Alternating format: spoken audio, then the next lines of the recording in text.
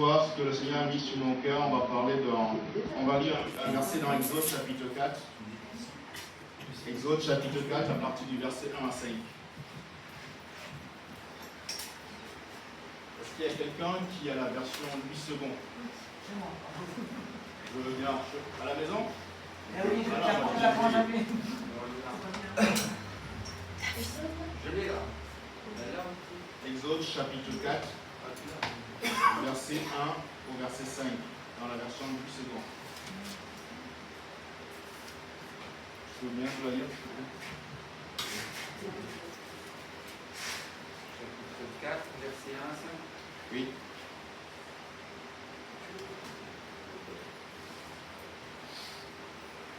Moïse répondit et dit: Voici, ils ne me croiront pas et ils n'écouteront pas ma voix, mais ils diront: L'Éternel ne t'est pas apparu.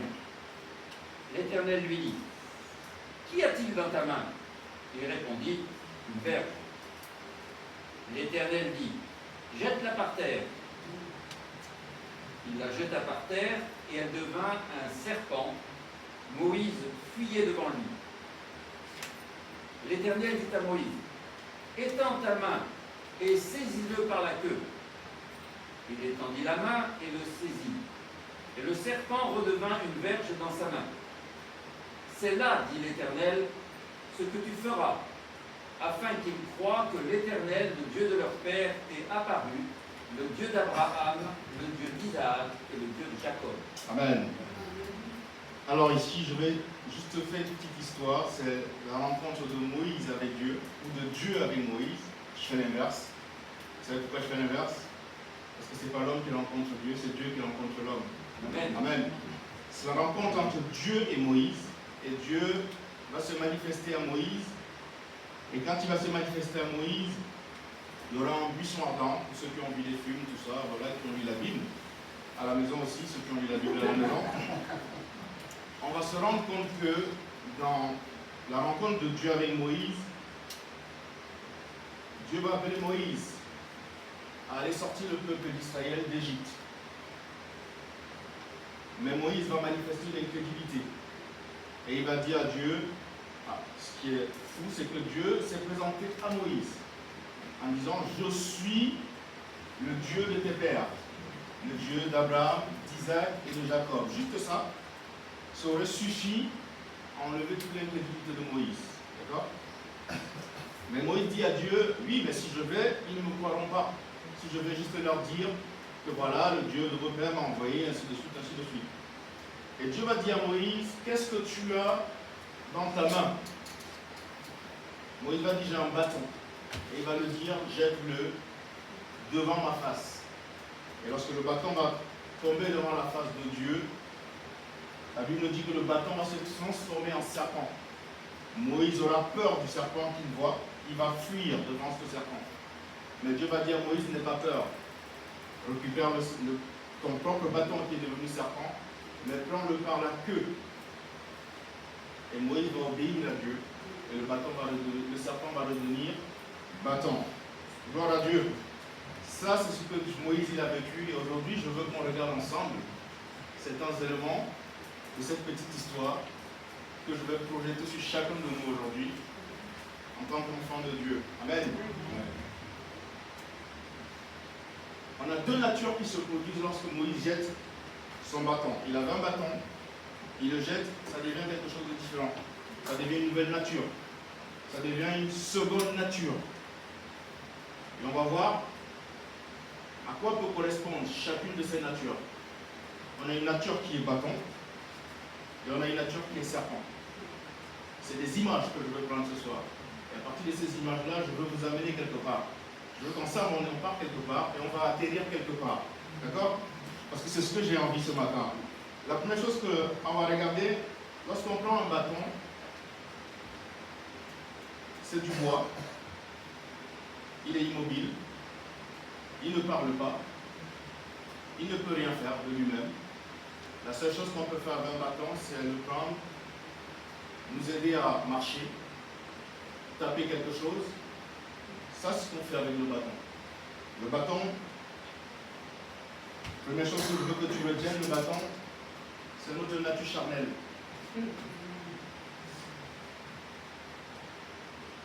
Le bâton, c'est ta nature charnelle.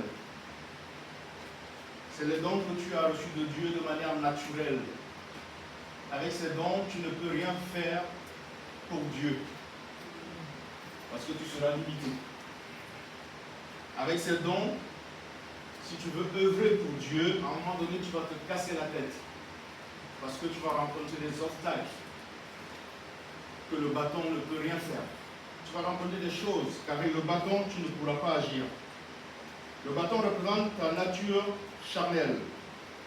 C'est cette nature-là qui correspond à tout ce que l'apôtre Paul décrit dans 1 Corinthiens, chapitre 3, au verset 1 à 3. Dans 1 Corinthiens, chapitre 3, verset 1 à 3, l'apôtre Paul parle de différentes natures humaines. Il parle de la nature animale, il parle de l'homme animal, il parle de l'homme charnel, il parle de l'homme spirituel. Et l'homme charnel, le mot que l'apôtre Paul utilise, c'est le mot sarkikos en grec, qui signifie l'homme né de nouveau, mais qui marche selon les penchants de sa chair. On ne dit pas c'est un homme qui ne connaît pas Dieu, c'est un homme qui a connu Dieu, qui est né de nouveau, qui a rencontré Dieu, qui un jour a dit « Seigneur, je t'invite dans ma vie », mais qui continue à marcher délibérément selon les pensants de sa propre chair, de sa propre vie. C'est la catégorie d'homme qui est gouvernée simplement par la nature humaine. Il est prompt au péché, il est prompt à l'opposition à Dieu. Lorsque Dieu va lui demander quelque chose qui va contre sa propre nature, il va résister, il va dire non, Seigneur, moi je ne veux pas le faire. Il va dire je ne veux pas le faire. Pourquoi? Parce qu'il y a encore celui qui décide de lui-même. Il y a encore celui qui prend la décision dans sa vie.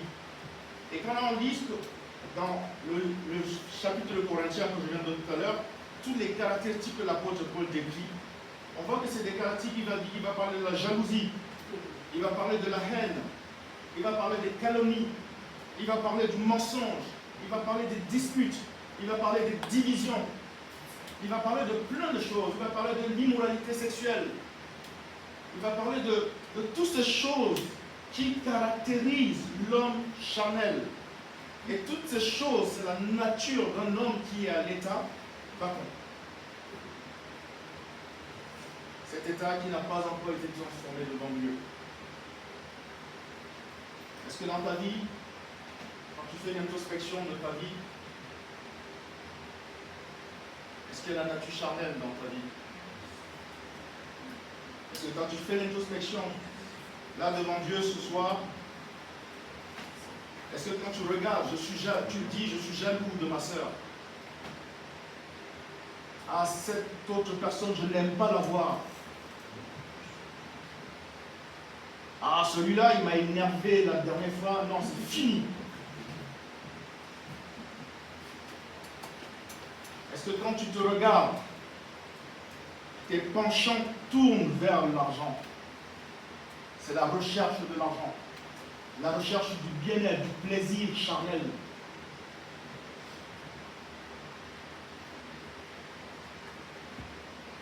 Est-ce que tu es fidèle à ta femme? Quand je dis fidèle, les hommes se contentent. Est-ce qu'on est fidèle? La fidélité, ce n'est pas simplement ne rien faire. Je reviens aussi aux femmes. Est-ce que vous êtes fidèles à vos maris? C'est ça la fidélité. La fidélité ne se limite pas à je n'ai rien fait. Tout dépend de ce que tu as dans ton cœur. C'est pour ça que Jésus pouvait dire, celui qui regarde une femme juste parce qu'il a convoité, il a déjà commis la nudité avec elle. Est-ce qu'on est fidèle? Est-ce qu'on est fidèle à Dieu?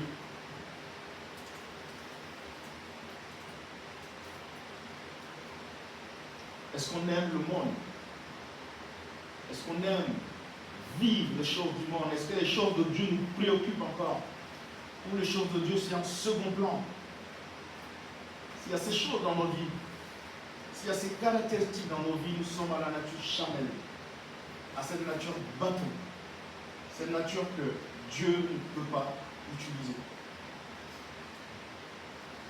Et on peut venir à l'église pendant des années, On peut venir à l'église pendant 10 ans, 20 ans, 30 ans, 40 ans. Pour les hommes, on dira, cet homme, cette femme, elle persévère, il persévère. Dieu, quand il te regardera, il dit non, je ne le connais pas. Parce que tu continues à rester dans ta nature charnelle.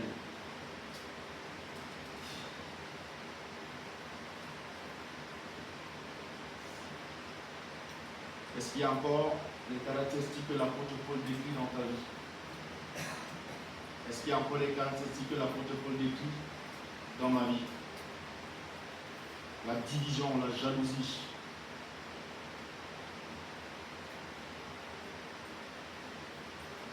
Est-ce que quand tu t'assois chez toi, c'est un endroit où tu mal parles des autres? Ton téléphone, c'est le téléphone pour mal parler des frères et des sœurs. Ah, t'as vu la calvitie de mon pasteur? Non, j'ai pas de ça. Ah, t'as vu comment il était habillé aujourd'hui? Est-ce qu'il y a un regroupement de calomniateurs? La nature charnelle, la nature bâton. Lorsque nous vivons ces choses dans notre vie, on ne peut pas comprendre en profondeur les choses spirituelles.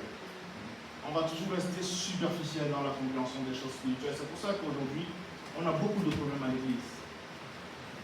Parce que beaucoup d'entre nous, on reste à l'état bâton, à l'état charnel, à l'état émotionnel. Beaucoup d'entre nous, on est dans ce niveau-là. On ne veut pas descendre pour aller chercher l'état spirituel que Dieu nous demande à chacun de nous. Un état spirituel va te demander des sacrifices. L'état spirituel va te demander d'abandonner plein de choses dans ta vie. L'état spirituel va te demander de t'enfermer pour prier. Est-ce que tu auras le temps pour décider que je vais m'enfermer pour prier? L'état spirituel va te demander plein de choses. Est-ce que tu auras le temps de dire je veux ces choses-là? Aujourd'hui, on n'a pas le temps. On court après les choses. On court après le train du monde. On court après ces choses-là. Et c'est ce qui fait en sorte qu'on reste superficiel avec Dieu. Est-ce que tes prières avec Dieu, c'est 5 minutes? Le matin, oh, bénis-toi tu Seigneur, le soir, merci Seigneur pour la journée. Pas d'échange avec Dieu. Quand nous restons en état charnel, il est difficile de manifester l'autorité surnaturelle de Dieu. Et pourtant, le désir de Dieu, c'est que chacun de nous, nous puissions revenir et nous puissions manifester la nature spirituelle de Dieu. Parce que la Bible nous dit, lorsque je donne ma vie à Jésus, Dieu habite en moi. L'apôtre Paul à un moment dit, ce n'est plus moi qui vis, c'est Christ qui vit en moi. On le chante souvent. Est-ce que c'est Christ qui vit en nous? Est-ce que quand Dieu nous regarde, il dit, oh, ça c'est Christ. Ah, j'aime mon Jésus là, comme il s'est énervé ce matin. Waouh, ça c'est Jésus. Est-ce que vous voyez Jésus en train de dire, ouais, je n'aime pas voir Jean-Paul là, ça m'énerve.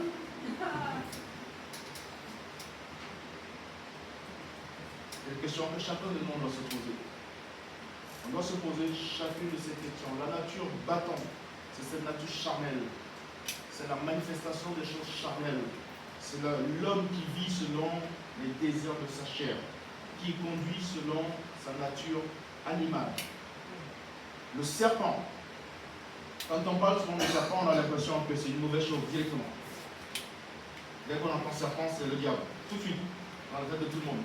Je suis d'accord avec ça. Parce que même moi, je crois souvent, dès qu'on dit serpent, déjà je fuis. Et j'aimerais un seul instant qu'on revienne à ce que Dieu a créé. La Bible dit, lorsque Dieu a créé le monde, il dit que tout ce qu'il avait fait était bon. Qui a créé le serpent? Ça signifie que le serpent, à la base, n'est pas mauvais. Dieu a vu qu'il était bon. Sinon, il ne l'aurait pas créé. Sinon, lui-même, Dieu n'aurait pas demandé à Moïse dans le désert de lever un serpent de là pour que les enfants d'Israël puissent voir ce serpent et être guéris des morsures de serpent. Mais on sait que le serpent ancien, c'est le diable. Ça, c'est clair et net. C'est bon pour chacun? Je ne bouscule personne. Maintenant, Dieu lui-même, il change le bâton de Moïse en serpent. Le même bâton de Moïse qu'il avait entre ses mains, lorsqu'il le place en présence de Dieu, ce bâton il est transformé. Est-ce que vous avez compris? Le bâton c'est nous. Mais lorsqu'on va venir en présence de Dieu, lorsqu'on va se placer devant Dieu, c'est là qu'on doit être transformé. On doit changer de nature. On doit passer, le serpent représente l'image de cette nature spirituelle. Moïse avait maintenant entre ses mains un bâton qui n'était plus un bâton normal. Les hommes pouvaient voir que c'était un bâton, mais c'était un bâton qui était devenu très dangereux. Parce que même ce bâton-là, il n'était pas question que quelqu'un d'autre l'utilise. Il n'était plus question que quelqu'un d'autre le touche. Le bâton a changé de nature. Il a pris une nature spirituelle. Le bâton transformé en serpent était pour Moïse une manifestation tangible de la présence et de la puissance de Dieu qui accompagnait Moïse. Ce n'était pas quelque chose de négatif. C'était quelque chose de positif pour Moïse.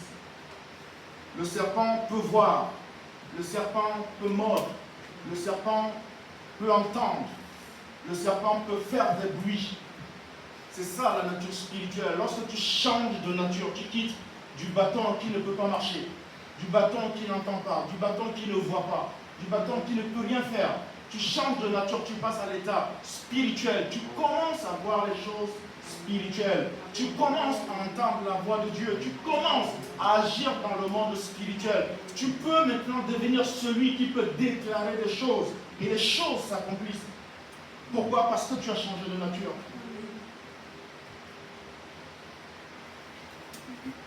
Le serpent n'est pas immobile, il n'est pas mobile. Le serpent est immobile. Lorsque tu changes de nature, tu deviens immobile.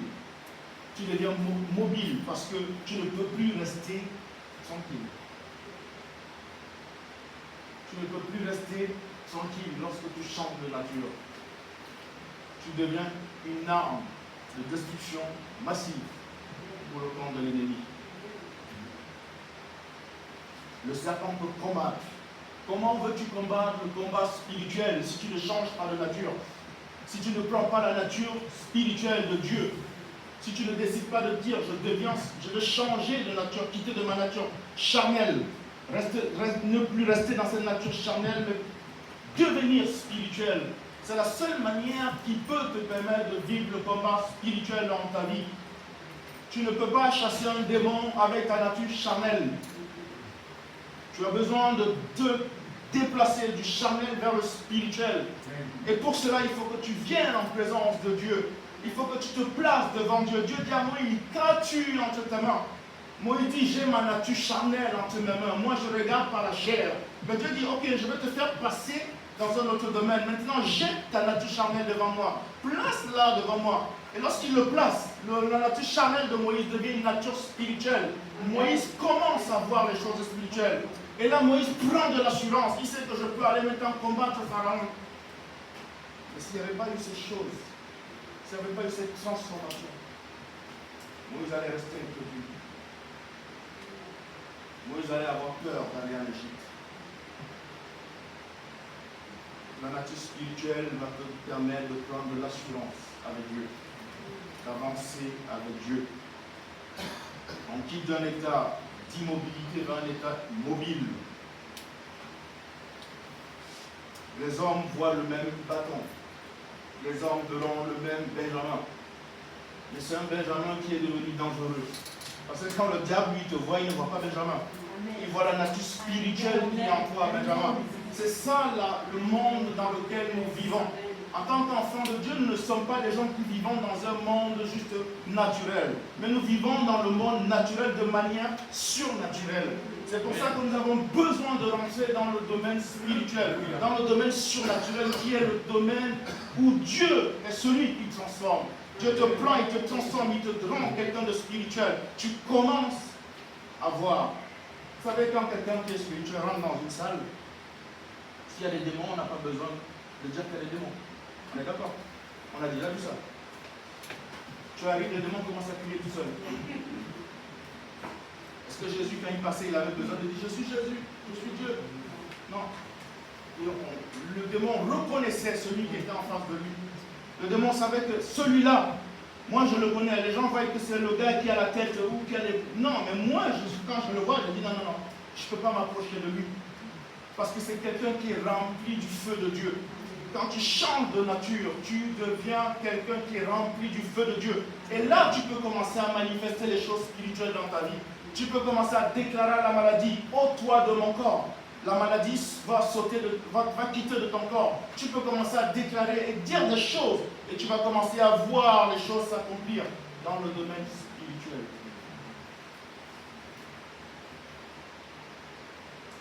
Ma prière, c'est que chaque aspect de ta vie ce soir, qui était encore à l'état naturel, à l'état charnel, soit transformé. Et que tu passes de cet état charnel à l'état spirituel. L'Église a besoin de personnes qui changent de nature. Parce que l'Église, lorsqu'elle est remplie de personnes qui sont charnelles, elle nous fatigue.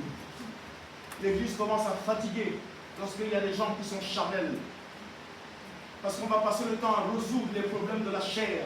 Oui, mais lui m'a mal parlé. Oh, mais lui m'a dit ceci. Oh, mais lui, je ne l'aime pas. Oh, c'est le seul gitan noir que j'ai rencontré. Non, ça c'est moi. Mais c'est pas ça. Lorsqu'on passe dans le monde spirituel, on commence à résoudre les problèmes spirituels. On commence à se dire qu'est-ce qu'on peut mettre en place pour que la ville de Pau soit gagnée. Qu'est-ce qu'on peut faire pour que les âmes soient sauvées. C'est ça le monde spirituel. On commence à se dire, oh, quand tu regardes, Dieu te donne des dons. Tu commences à voir des choses. Tu commences à prophétiser parce que c'est ça le domaine spirituel. Et on a besoin des hommes et des femmes qui changent de nature, qui abandonnent la nature charnelle et qui acceptent de rentrer dans la nature spirituelle de Dieu. Je ne veux pas trop utiliser la nature serpent parce que les gens vont sortir en disant on nous a dit de devenir des serpents. Non, c'est pas ça que je veux dire. J'ai pris une image pour illustrer ce que j'ai envie de dire. La transformation s'opère en présence de Dieu et elle s'opère grâce au Saint-Esprit. Lorsqu'on est transformé, cela va produire en nous une flamme de feu et on va commencer à désirer les choses de Dieu. On va commencer à chercher à être intime de Dieu. On va commencer à chercher à passer du temps avec Dieu. On va commencer à voir certaines choses en second plan. Alors que lorsqu'on reste charnel, les premières choses qui sont au premier plan, c'est j'ai faim, je dois dormir, je dois chercher à sécuriser mes enfants. Oui, il faut que je travaille, sinon je n'aurai pas de retraite. Oui, ok, c'est bien. Mais le plus important, ce n'est pas cette retraite-là. Le plus important, c'est la retraite que tu ferais de manière éternelle au ciel. C'est ça le plus important.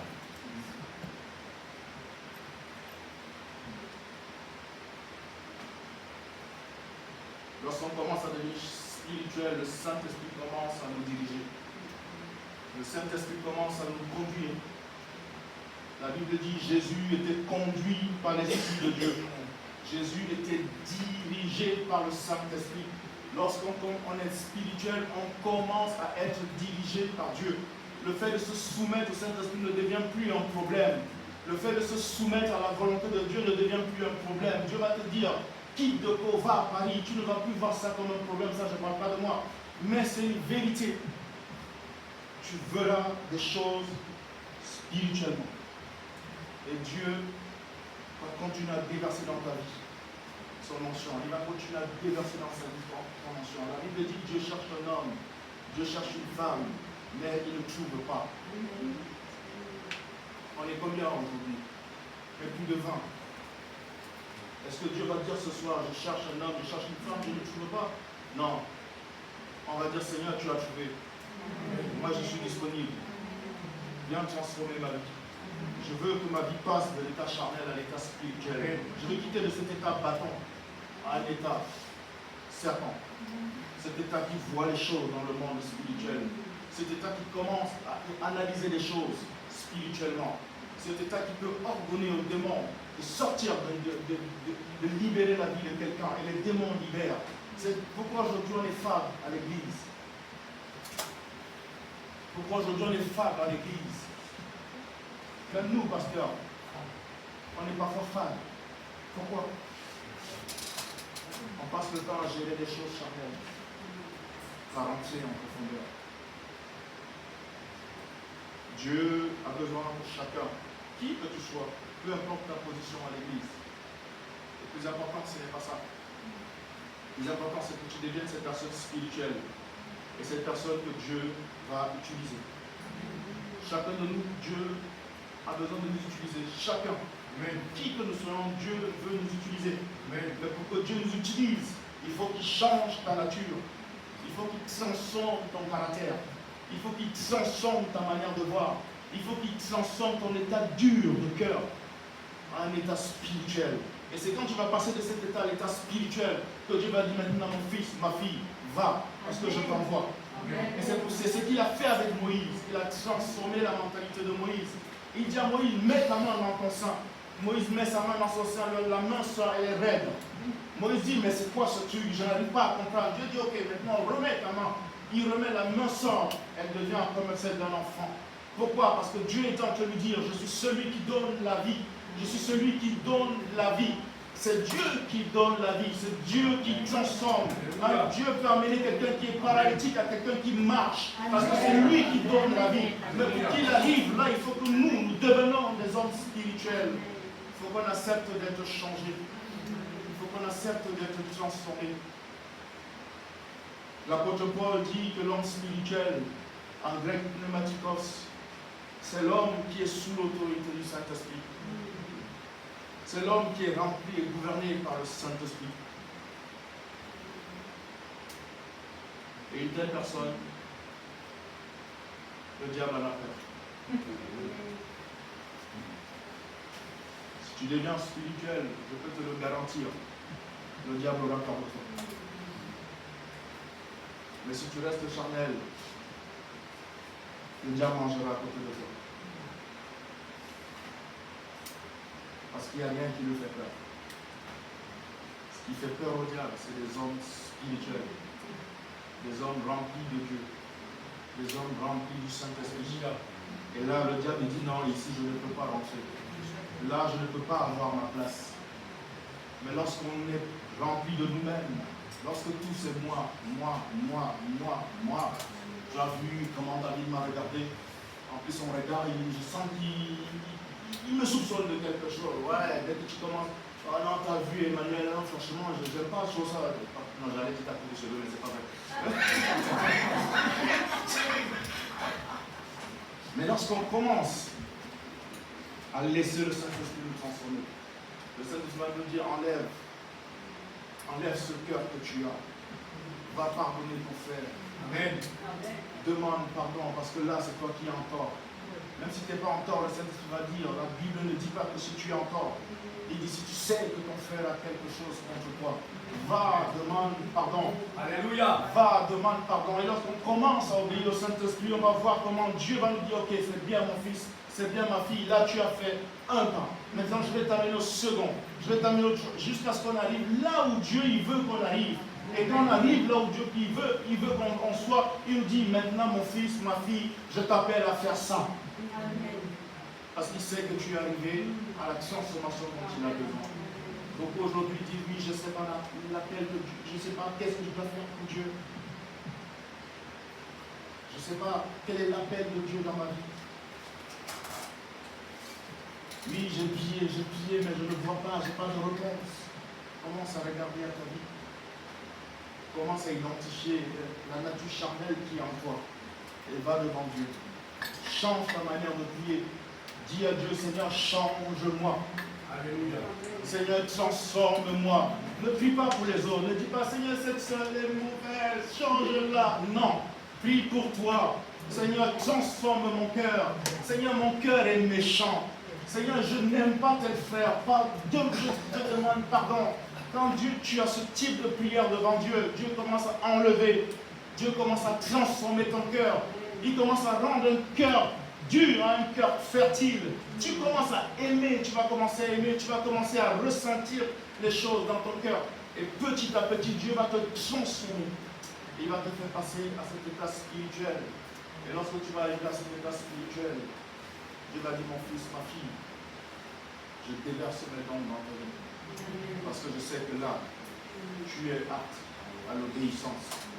Tu es prêt à obéir. Par contre, lorsque Dieu te transforme, et lorsque Dieu va t'établir dans une onction particulière, il faut faire très attention à ce qui sort de ta bouche. J'ai envie de le dire, c'est fort dans mon cœur. Fais attention à ce qui sort de ta bouche quand tu arrives au niveau de la transformation que Dieu veut de toi. Quand tu deviens quelqu'un de spirituel, fais attention à ce qui sort de ta bouche. Parce que ce qui sort de ta bouche peut s'accomplir. Ce qui sort de ta bouche peut s'accomplir. Fais attention à la manière dont tu gères les dons spirituels que Dieu déversera dans ta vie. Parce que Dieu va te donner de l'onction, Dieu va te déverser les dons spirituels si tu décides de le laisser te transformer. Mais fais attention à la manière dont tu vas gérer l'onction de Dieu sur ta vie. Il y a beaucoup qui utilisent l'onction de Dieu pour eux-mêmes. Beaucoup utilisent l'onction de Dieu pour se faire voir. Ils vont dire oui, mais tu as vu comment quand je prie, la terre tremble. On s'en fout. Fais attention à la manière dont tu utilises l'onction de Dieu. Oui, quand je prophétise, les gens doivent écouter. Fais attention à la manière dont tu utilises l'onction de Dieu. Oui, quand je prêche, tu peux voir. Non, fais attention à la manière dont tu utilises les dons de Dieu. Parce que tu voles la place de Dieu dans les vies des gens. Tu deviens celui qu'on doit regarder. Tu deviens celui il faut qu'on regarde. Alors que c'est à Dieu qu'on doit regarder. Fais attention à la manière dont tu utilises, ou tu utiliseras les dons de Dieu dans ta vie. Dieu dit à Moïse, saisis le serpent par la queue. Si Moïse avait saisi le serpent par la tête, il serait mort. Parce que le serpent l'aurait mordu devant la présence de Dieu. Quand Dieu te communique une onction, il te donne la manière dont tu dois agir. Il te dit comment tu dois utiliser cette onction. Fais attention à la manière dont tu te serviras de l'onction de Dieu. Si tu décides d'utiliser l'onction de Dieu, elle pourra se retourner contre toi. Parce que quand tu as l'onction de Dieu, tu deviens une arme dangereuse. Quand on utilise mal une arme dangereuse, qu'est-ce qu'elle fait? Elle nous consume également. Imaginez-vous que rentre ici avec une bombe nucléaire. Déjà, dès qu'on me voit rentrer, je pense que la moitié, tout le monde va fuir. Mais si je ferme la porte, on va aller très loin. Il y a une seule manière possible d'utiliser une bombe nucléaire. Il y a une seule personne dans notre pays qui détient les codes de l'arme nucléaire. Imaginez-vous maintenant que quelqu'un rentre là avec ce type de bombe et il appuie. Il l'utilise mal. Lui-même va périr. L'onction de Dieu est plus que la bombe nucléaire. Parce que l'onction de Dieu, elle peut faire déplacer les montagnes. Mais si tu l'utilises mal, si tu te sers de l'onction de Dieu pour ton propre compte, ça va se retourner contre toi. Laisse Dieu se servir de l'onction qu'il a mis sur toi. Laisse Dieu t'utiliser de la manière dont il veut. Mais n'utilise pas Dieu comme tu veux. Parce que ça peut se retourner contre toi. Amen.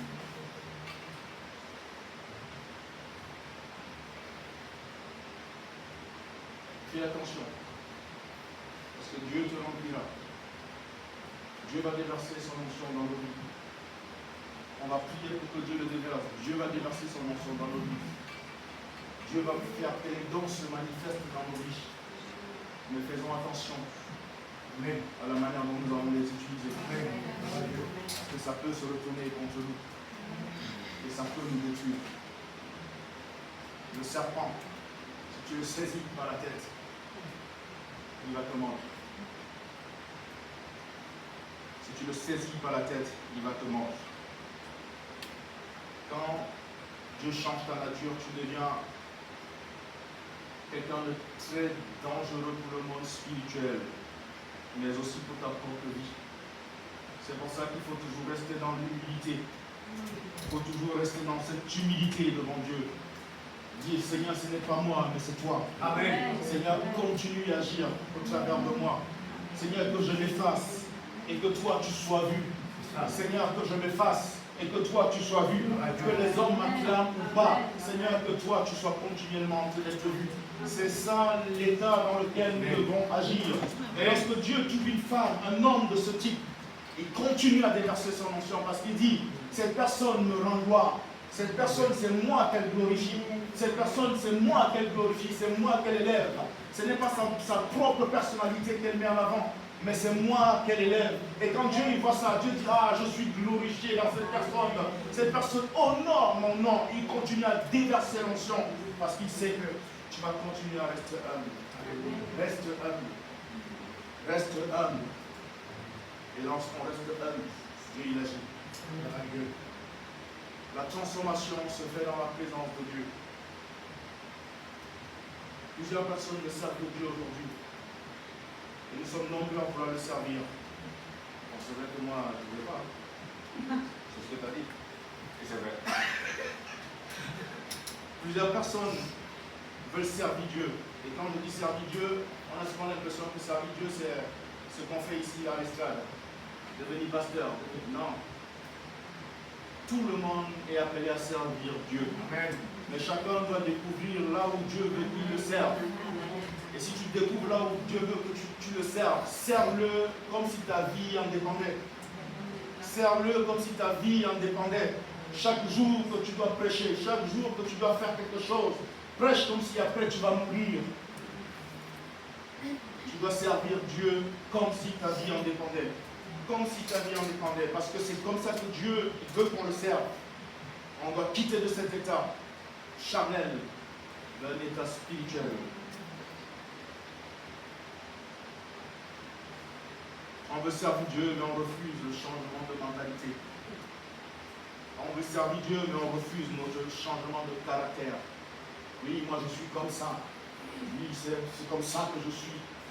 Ah, c'est ma nature, je ne peux pas changer. Mais après tu dis, oh Seigneur, je veux te servir. Dieu dit, mais tu ne peux pas me servir tant que tu restes dans cette nature de caractère. Tu ne peux pas me servir tant que tu restes dans la colère. Tu ne peux pas me servir tant que tu vas rester dans ce caractère mauvais. Laisse-moi déjà changer ton caractère. Laisse-moi déjà changer ta mentalité. Tu ne peux pas me servir tant que ta mentalité, c'est que quand tu es devant, il faut que les gens te voient. Tu ne peux pas me servir tant que quand tu es devant, il faut que les gens t'acclament. Tu ne peux pas me servir parce que tu seras en train de te servir. Laisse-moi déjà changer ta mentalité. Laisse-moi transformer ta manière de me voir. Et après, je pourrai t'utiliser. Dieu veut changer notre vision des choses. La manière dont on le voit. Est-ce que Dieu, c'est un bouton qu'on actionne lorsqu'on est dans des problèmes? Est-ce que nous, on est les maîtres de Dieu? Oui, Seigneur, là, tu dois agir. Seigneur, là, c'est toi qui dois agir. Oh, Seigneur, si tu n'agis pas, je ne suis pas content. Tu n'es pas maître de Dieu. Tu ne peux jamais être maître de Dieu. On doit rester dans l'humilité devant Dieu. Dieu, ce n'est pas notre camarade de classe à qui on peut s'énerver, dire des choses. Dieu, c'est le créateur de l'univers, le Seigneur de la terre. On ne peut pas rester devant Dieu avec notre orgueil. On a besoin d'être transformé. Dis Seigneur, change-moi. Nous avons besoin de jeter notre bâton devant Dieu et de laisser le Saint-Esprit nous transformer. Et le bâton c'est toi, le bâton c'est moi. Nous avons besoin de me mettre devant Dieu et dire Seigneur, transforme. Ah Seigneur, ici le bâton il n'arrive pas à se transformer encore. Viens transformer. Seigneur, la tête de mon bâton il est trop dure. Si tu peux courber la tête. Seigneur, oui, mais les pieds de mon bâton n'arrivent pas à obéir. Mais Seigneur, courbe mes pieds pour que je puisse obéir. On a besoin de dire, Seigneur, je suis devant toi, change-moi. Seigneur, viens me transformer jour après jour. J'ai besoin de te ressembler. J'ai envie de déclarer comme l'apôtre Paul, ce n'est plus moi qui vis, mais c'est Christ qui vit en moi. Mais pour arriver à déclarer cette parole, il faut que je commence à vivre la vie surnaturelle de Christ. Il faut que je commence à manifester Christ dans ma vie. Et quand je vais commencer à le manifester, je ne le dirai même pas, parce que les gens verront Christ en moi. On a besoin de venir devant Dieu, de dire Seigneur, Viens ôter ma vie de stérilité. Viens ôter ma vie d'oisif. Je suis tellement oisif dans ta maison. Je suis tellement stérile. Je n'ai jamais amené quelqu'un à Christ. Depuis que je suis né, depuis que j'ai donné ma vie à Jésus, ça fait 20 ans, Seigneur, mais personne, je n'ai jamais prêché à quelqu'un et la personne n'a cru. Tu as besoin de crier devant Dieu. Dis, Seigneur, change ma vie, transforme mon oisiveté, donne-moi d'être mobile, donne-moi de commencer à être en mouvement, donne-moi de passer de ce monde, de ce domaine battant vers ce domaine spirituel qui me permet de commencer à voir, de commencer à ressentir les désirs de ton cœur, de commencer à dire, oui, là, il faut que je prêche l'évangile, de commencer à dire autour de moi, les gens qui sont au bureau avec moi, je suis enfant de Dieu, commencer à annoncer l'évangile, mais pour arriver à ça, il faut que tu sois transformé. Il faut que tu te mettes devant Dieu, il faut que je me mette devant Dieu, que je crie, oh Seigneur, change-moi. Seigneur, change mon cœur. Seigneur, change mon caractère. Change ma manière de voir. Je veux voir comme toi, tu vois. Je veux avoir ce caractère qui était en toi. Je veux aimer comme toi, tu aimais. Je ne veux pas aimer avec des distinctions. Dis oui, moi j'aime. Les gitans m'énervent. Non. Les gitans, c'est le peuple de Dieu. Tu dois aimer comme Dieu aime. Mais pour ça, tu dois te mettre devant Dieu. Change mon cœur. Transforme-moi. Brise-moi s'il le faut. David disait, je préfère être livré entre les mains de Dieu qu'il me brise que d'être livré à mes ennemis. Il est préférable que Dieu nous brise plutôt que ce soit l'extérieur qui nous brise. Parce que quand Dieu nous brise avec amour. À un moment donné, il va s'arrêter parce qu'il sait que là, je ne pourrai plus supporter. Mais quand il va s'arrêter, c'est parce qu'on sera déjà à l'état qu'il veut qu'on atteigne. On a besoin de laisser le Seigneur nous transformer. Nous ne pouvons pas être efficaces dans l'œuvre de Dieu tant que nous restons dans cette nature charnelle. Tant que nous continuons à vivre de la manière charnelle. Tant que nous continuons à voir l'Église comme étant simplement une association. Beaucoup aujourd'hui voient l'Église comme une association. Et on ne voit plus l'Église comme étant l'épouse de Jésus. On ne voit plus l'Église comme étant l'épouse de Christ. Quand tu commences à voir l'Église comme étant l'épouse de Christ, tu fais attention à ce que tu dis. Tu fais attention à la manière dont tu parles de l'Église. Parce que c'est l'épouse de Christ. Mais lorsque tu regardes l'Église comme étant une association, tu peux dire ce que tu veux. Et tu restes à l'état charnel. Parce que tu ne vois pas les choses spirituelles. On a besoin de crier à Dieu. Dieu, il connaît les défis que tu dois relever. Dieu, il connaît les obstacles par lesquels tu vas passer. Dieu, il connaît ce que tu devras affronter. Mais pour ça, il va d'abord s'atteler à te transformer. Il va d'abord chercher à te transformer. Parce que lorsque tu seras transformé, tu pourras supporter les difficultés qui vont arriver demain. Lorsque tu seras transformé, tu pourras dire, Seigneur, je supporte ces choses avec joie. L'apôtre Paul dit, je vois les choses, je vois toutes ces choses comme de la boue. Il est arrivé à la transformation. Et lorsque Dieu l'a transformé, il est quitté de cette nature où il disait, mais il y a comme plusieurs lois en moi. Il est quitté de là, il est passé à l'état où il dit, oh, gloire soit rendue à Jésus, parce que c'est lui qui m'a libéré, parce que c'est lui qui me délivre. Et lorsqu'il a été totalement libéré, lorsqu'il a été totalement délivré de ces choses, l'apôtre Paul pouvait arriver à dire, je vois ces choses comme étant de la boue. La seule chose que je veux, c'est d'accomplir l'œuvre pour laquelle j'ai été appelé. C'est là l'effet de la transformation que Dieu produit en chacun de nous. Et ma prière, c'est que tu sortes ce soir de ce lieu et que dans tes pensées, tu puisses dire, Seigneur, transforme-moi jour après jour. Je veux cette transformation. Je veux atteindre l'état à laquelle tu veux que j'atteigne. Je veux ressentir cet état. Je veux vivre comme toi, tu veux que je vive. Afin de manifester ta gloire autour de moi. Dieu va d'abord te transformer. Dieu va d'abord me transformer. Parfois, la transformation peut prendre beaucoup de temps. Parce qu'on refuse que Dieu nous transforme. On résiste à la transformation de Dieu. Et elle va prendre beaucoup de temps. Mais lorsqu'on cède à la transformation de Dieu, lorsqu'on dit, ah Seigneur, je sais que c'est pour mon bien que tu me transformes. Je sais que lorsque tu vas me dire enlève tel péché, c'est pour mon bien. Lorsque tu vas me dire change tel caractère dans ta vie, c'est pour mon bien. Lorsque tu vas me dire oui, laisse telle activité, c'est pour mon bien. Parce que Dieu, il t'aime. Et parce qu'il connaît ce qui va se passer demain. Il connaît les obstacles que tu vas rencontrer. Il connaît les défis que tu dois relever. Il connaît l'onction qui va déverser en toi. Il va te transformer. Et quand tu vas être transformé à ce niveau, il va dire maintenant mon fils, ma fille, je peux me servir de toi. Maintenant je peux t'utiliser. Regarde. Et tu vas commencer à voir. La Bible dit Dieu a créé les animaux. Il a fait passer devant Adam pour voir comment Adam les nommerait. Dieu connaissait comment Adam allait les nommer. Dieu connaissait le nom des animaux. Mais il le fait passer devant Adam. Et quand Adam commence à dire celui-là c'est le chien, il dit ah mon fils il voit dans le monde spirituel. Il dit celui-là c'est là un âne. Il dit ah Adam tu es un homme qui commence à voir. Pourquoi? Parce qu'Adam à un moment donné était connecté à Dieu. Il voyait les choses dans le monde spirituel. Il était créé certes avec un corps charnel, mais il avait une nature spirituelle. Il était connecté à Dieu. Mais lorsque le péché est rentré, alors on ne pouvait plus voir ce que Dieu voyait. Adam ne pouvait plus nommer les choses comme Dieu les nommait. Adam a fait un vêtement de feuilles, alors que Dieu il a fait un vêtement de peau. Les choses ont commencé à être différentes. Dieu a besoin de transformer nos vies. Je veux transformer ta vie, je veux transformer la mienne.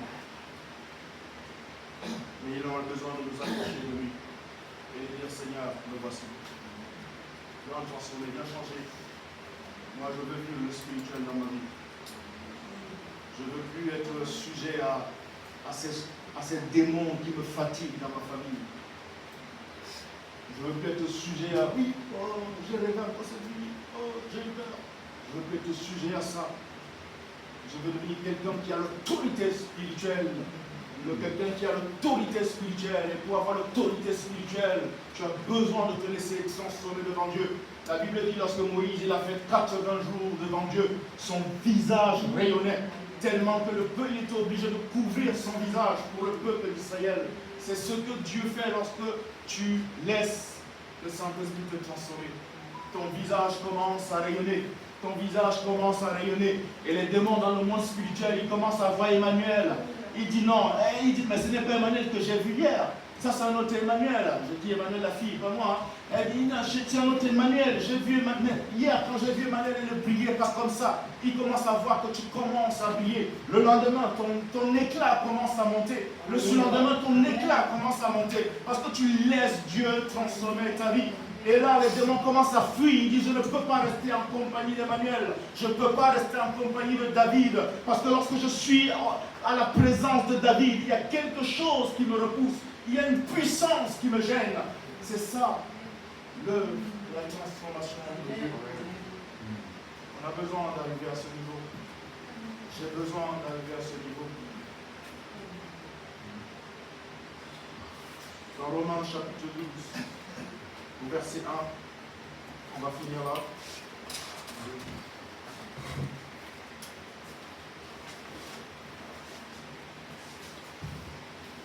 Romains chapitre 12, verset 1, la Bible dit, au verset 2, pardon.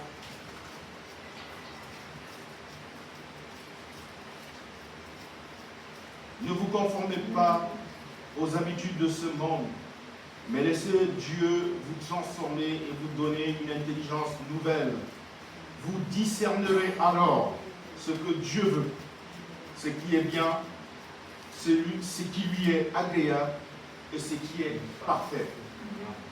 C'est l'apôtre Paul qui parle. Il dit laissez-vous transformer devant Dieu. Laissons-nous transformer devant Dieu. Et lorsqu'on va se laisser transformer devant Dieu, oh, je vais commencer à voir spirituellement ce qui commence à plaire au cœur de Dieu. Je vais commencer à ressentir les fardeaux de Dieu dans mon cœur. Je vais commencer à être réveillé la nuit parce que le Saint-Esprit me dit mon fils, lève-toi, je veux que tu intercèdes parce que j'ai envie de gagner des âmes dans telle autre ville. Je vais commencer à vivre des choses que je ne vivais pas avec Dieu. Je vais commencer à vivre des choses surnaturelles.